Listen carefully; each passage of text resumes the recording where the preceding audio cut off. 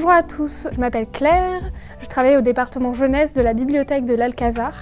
Et aujourd'hui, on va se retrouver pour parler d'un roman paru cette année dans la collection Scripto chez Gallimard Jeunesse qui s'appelle Géographie de la peur, écrit par Claire Castillon.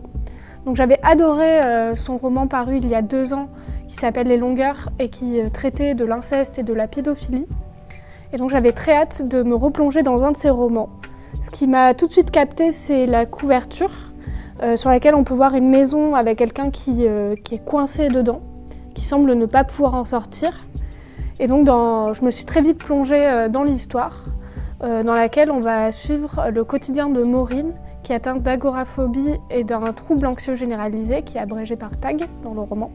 Donc on va suivre le mécanisme de ses phobies, de ses angoisses, comment elle en est arrivée à être atteinte d'un trouble anxieux, quels impacts ça a eu sur sa vie quotidienne, le fait qu'elle soit obligée d'arrêter la fac, et aussi les relations conflictuelles qu'elle entretient avec ses amis qui pensent que c'est pour de faux, que c'est seulement psychologique et qui la rejettent à cause de ça. Et aussi ces relations qui se sont un peu complexifiées avec ses parents, qui aimeraient la voir sortir de cet état anxieux, qui aimeraient la voir mener une vie normale.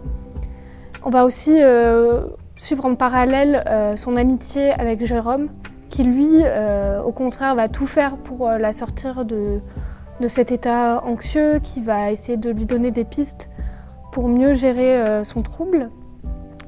C'est un roman écrit à la première personne du singulier, ce qui nous permet vraiment de ressentir de l'empathie pour Maureen, de ressentir ses émotions qui sont très profondes et très angoissées. On va vraiment être dans un huis clos de cette chambre dont elle ne peut presque pas sortir.